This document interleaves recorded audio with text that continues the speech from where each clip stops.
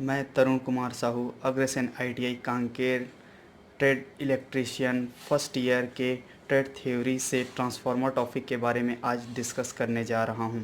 तो सिलेबस के according trade theory में ट्रांसफार्मर का आज का हमारा टॉपिक है working principle and construction of transformer. तो वर्किंग प्रिंसिपल और कंस्ट्रक्शन ऑफ ट्रांसफार्मर के बारे में डिस्कस करने से पहले मैं आपको ट्रांसफार्मर के बारे में एक छोटी सी जानकारी दे देता हूं। फिर उसके बाद हम लोग अपने सिलेबस के अकॉर्डिंग आगे पढ़ाई कंटिन्यू करेंगे। तो ट्रांसफार्मर एक स्टैटिक डिवाइस होती है जो कि इलेक्ट्रिकल एनर्जी को एक सर्किट से दूसरे सर्किट में ट्रांसफ़र करती है। मतलब कहा जाए तो ट्रांसफार्मर एक स्थिर डिवाइस होता है, ना ही इसमें कोई रोटेटिंग पार्ट्स लगा रहता है, ना ही इसमें कोई मूविंग पार्ट्स रहता है।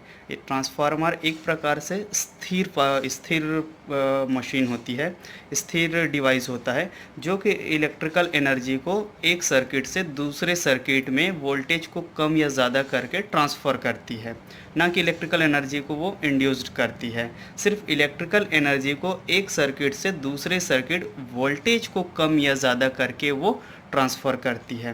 तो ये होता है ट्रांसफार्मर।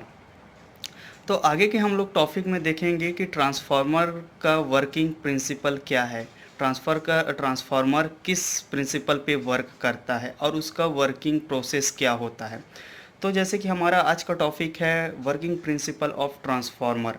तो जो हमारा ट्रांसफार्मर होता है वो फैराडे के विद्युत चुंबकीय प्रेरण के नियम पर आधारित म्यूचुअल इंडक्टेंस के सिद्धांत पे वर्क करता है।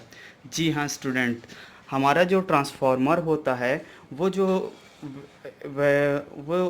ट्रांसफार्मर जो होता है वो फैराडे की विद्युत चुंबकीय प्रेरण के नियम पर आधारित म्यूचुअल इंडक्टेंस के सिद्धांत पे वर्क करता है। म्यूचुअल इंडक्टेंस मीन्स क्या होता है? अब ये म्यूचुअल इंडक्टेंस का सिद्धांत क्या होता है इसको समझिए, फिर आगे के टॉपिक हम लोग डिस्कस करेंगे। म्यूचुअल इंडक्टेंस क्या होता है?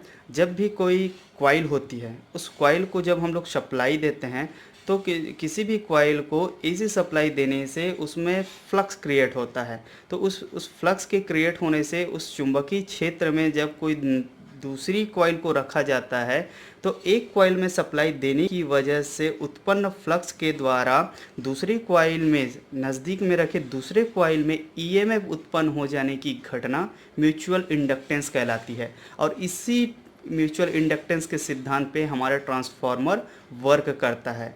मतलब हमारा जो ट्रांसफार्मर रहता है उसमें हम लोग एक वाइंडिंग में सप्लाई देते हैं और एक वाइंडिंग में सप्लाई देने की वजह से समीप में रखे दूसरे वाइंडिंग में ईएमएफ इंड्यूस्ड हो जाती है। इसी को बोलते हैं म्यूचुअल इंडक्टेंस का सिद्धांत, जो फैराडे की विद्युत चुंबकीय प्रेरण के नियम पर आधारित है। तो आज का हमारा अगला टॉपिक है working process of transformer. Transformer का वर्किंग प्रोसेस क्या है?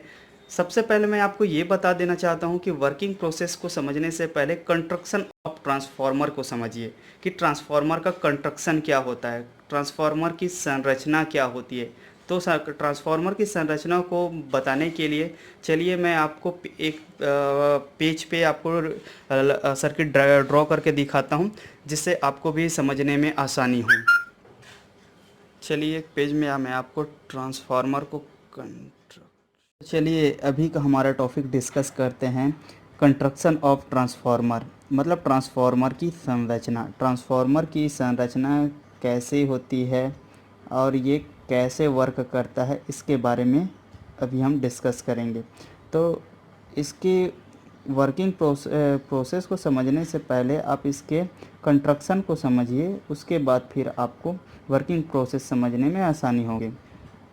तो मैं इसके ट्रांसफार्मर के कंस्ट्रक्शन को ड्रॉ करने की कोशिश कर रहा हूँ जिससे मैं आपको आसानी से समझा सकूँ कि ट्रांसफार्मर वर्क कैसे करता है।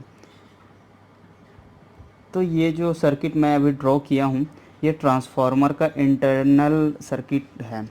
तो इसमें क्या होता है, ट्रांसफार्मर का जो अंदर की जो संरचना होती है उसमें मुख्य भाग होता है कोर और वाइंडिंग। तो जो ये वाइंडिंग होती है, वाइंडिंग कॉपर तार का बना होता है और वाइंडिंग दो प्रकार की होती हैं, एक होता है प्राइमरी वाइंडिंग और एक होता है सेकेंडरी वाइंडिंग। तो ट्रांसफार्मर के जिस वाइंडिंग को हम लोग इनकमिंग लाइन के साथ जोड़ते हैं, वो वाइंडिंग जो होती है प्राइमरी वाइंडिंग कहलाती है। जैसे कि मैं इस कॉइल को ट्रांसफार्मर के लिए इनकमिंग लाइन से जोड़ता हूँ, तो इनकमिंग लाइन से जोड़ूंगा तो ये वाइंडिंग जो है मेरा प्राइमरी वाइंडिंग कहलाएगी। ठीक, प्राइमरी वाइंडिंग। ठीक उसी प्रकार से जो अगला वाइंडिंग बचता है वो हमारा लोड के लिए जाता है। तो ट्रांसफार्मर का वह वाइंडिंग जो लोड के साथ कनेक्टेड होता है, आउटपुट प्रदान करता है, उस वाइंडिंग को बोला जाता है सेकेंडरी वाइंडिंग। तो ट्रांसफार्मर के अंदर दो वाइंडिंग होती है, एक वाइंडिंग को बोला जाता है प्राइमरी वाइंडिंग और दूसरे वाइंडिंग को बोला जाता है सेकेंडरी वाइंडिंग।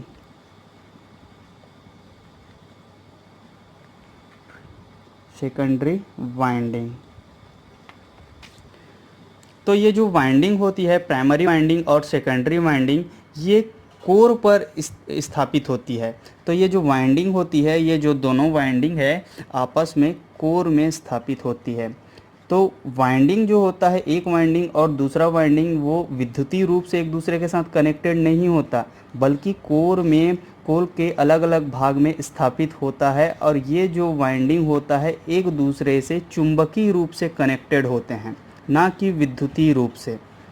तो मैं आपको ट्रेड थ्योरी के ट्रांसफार्मर टॉपिक में ट्रेड थ्योरी का थ्योरी बताने के साथ साथ आपको पेपर के अकॉर्डिंग ऑब्जेक्टिव टाइप क्वेश्चन के लायक भी आपको टॉपिक के बारे में डिस्कस कर रहा हूं, जिससे कि आपको ऑब्जेक्टिव टाइप क्वेश्चन में आने वाला ऑब्जेक्टिव टाइप क्वेश्चन जो आता है उसको आप अच्छे से सॉल्व कर सको। तो ध्यान दीजिएगा, ट्रांसफार्मर में जो मुख्य भाग कोर होता है उसमें दो वाइंडिंग है, प्राइमरी वाइंडिंग और सेकेंडरी वाइंडिंग।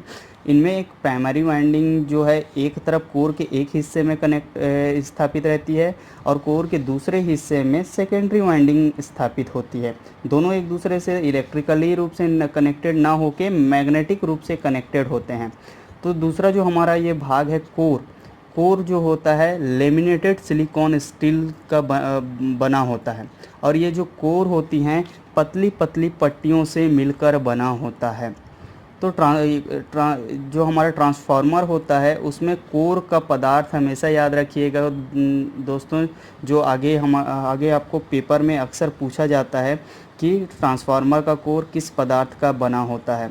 तो याद रखिएगा, ट्रांसफार्मर का जो कोर होता है यह लेमिनेटेड सिलिकॉन स्टील से बना होता है। इसमें तीन चीज़ें हैं, याद रखिएगा, लेमिनेटेड सिलिकॉन स्टील।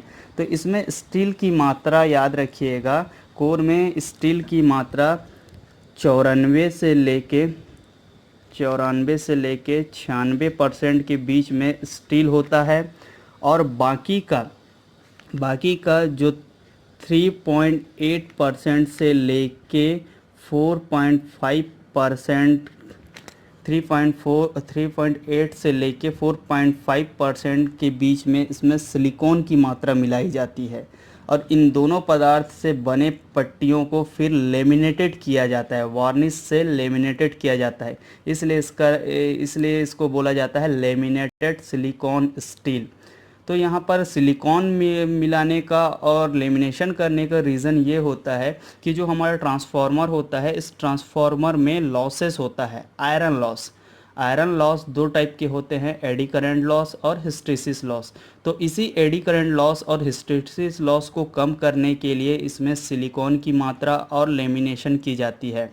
तो सिलिकॉन की मात्रा मिलाने से यह इस कोर में होने वाले हिस्टैरिसीस लॉस को कम किया जाता है और साथ ही साथ लेमिनेशन कर देने से इसमें एडी करंट लॉस को कम किया जाता है। और जो स्टील होती है वो हमारे फ्लक्स के लिए एक लो रिलक्टेंस वाला पथ तैयार करता है। तो कोर एक प्रकार का लो रिलक्टेंस वाला पथ तैयार करता है जिससे वाइंडिंग द्वारा उत्पन्न फ्लक्स को एक रास्ता मिल सके, उसमें एक मैग्नेटिक सर्किट तैयार किया जा सके।